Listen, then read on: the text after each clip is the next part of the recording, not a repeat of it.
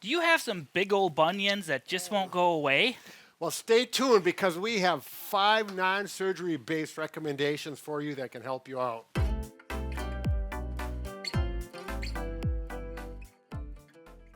So before we get into all the details of this, we'd like to say that we have taken this information from Dr. Ray McClanahan, who works at Northwest Foot and Ankle, and he is a podiatric surgeon with lots of experience. That's right. He's really done a lot. And under his observation and experience, he says the first thing you must address is the footwear that you're wearing so that the great toe, if you look at these nice socks showing the bones of the first or great toe, we want to have a shoe that keeps enough room so the toe can go straight and does not get pushed in this direction into the second toe. Very important concept. If you do not do this, the rest of these recommendations will not be helpful. So what you want to do is you want to get some shoes that have a wide toe box. So these are some running shoes I had. These are just Ultra brand. Because they're running and road running, they're a little bit thicker cushioned, but they are zero drop, so the heel is the same height as the front. And the toe box for bunions is extra wide, so that allows your toe to spread and be more natural. The problem with most modern shoes is the toe box gets narrow and it makes your big toe go in, which can create bunions. That's right. So these are a good sample of the traditional pointy shoes. Pushing those toes together, it's no good. Secondly, what you'll want to do once you get the proper footwear is to get some of these spreaders, toe spreaders. Now these are called yoga toes. You can see how they look, and they are made to fit between your toes. I've already have a pair on or a set on this foot. You can see they literally spread the toes out wide.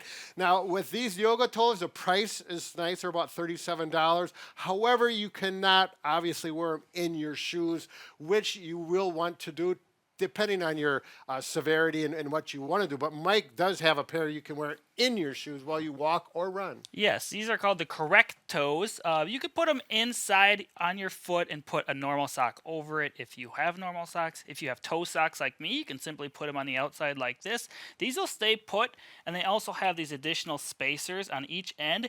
So for me, my big toe spreads pretty well, but my piggy toe does not. So I might need to put a little bit of extra spread in there to keep it in place. It comes with instructions, and these are actually created by Dr. McClanahan. So, they're recommended by a podiatrist. That's right, and I've walked and ran with those in, and they're very nice. Yeah, and I will say my father has a very large bunion, and he's been wearing these and runs with them, and he has seen good changes, and he enjoys them. Say no more. We've got proof in the field. Yes. The next tip we have for you is something you don't have to purchase anything with, and it's simply trying to stretch your big toe back to where it's supposed to be in a nice straight line. So you can just grab onto your toe and pull it back to normal, stretching in this area here. That's right. So yeah, it's like you said, when you got nothing else to do, if you're working at a desk, take your shoe off. If you got a second, give your big toe a stretch. You can hold this for time, you can do reps, just don't pull it so hard that it's painful. Obviously, if you have a severe bunion, it's going to take time. Wearing a toe spacer is going to be more convenient because it's just passively stretching for however long you can tolerate wearing them, where this is pretty short-lived, it's just as long as you're doing it. Right, but it's important. Yes.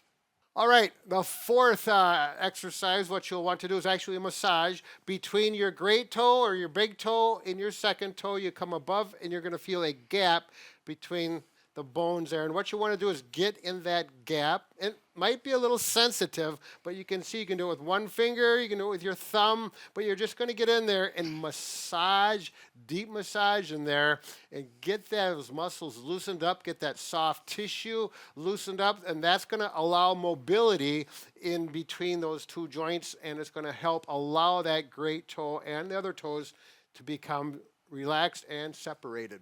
So if you dig in there, if you see me, I'm actually spreading my toes out so I can get into the muscle belly more because I'm closer together. I just feel like I'm hitting my bones there. Right. They're small muscles, but there's definitely muscle belly in there. And they're touchy. Sensitive, huh? Yes. And the last tip we have for you is actually applying a little traction to your big toe. So if it's bent in like this, what you want to do is pull your toe away from you. You're going to be distracting the MCP joint here. And if it's bent in, when you're pulling, distracting, you want to try to straighten it and hold it here.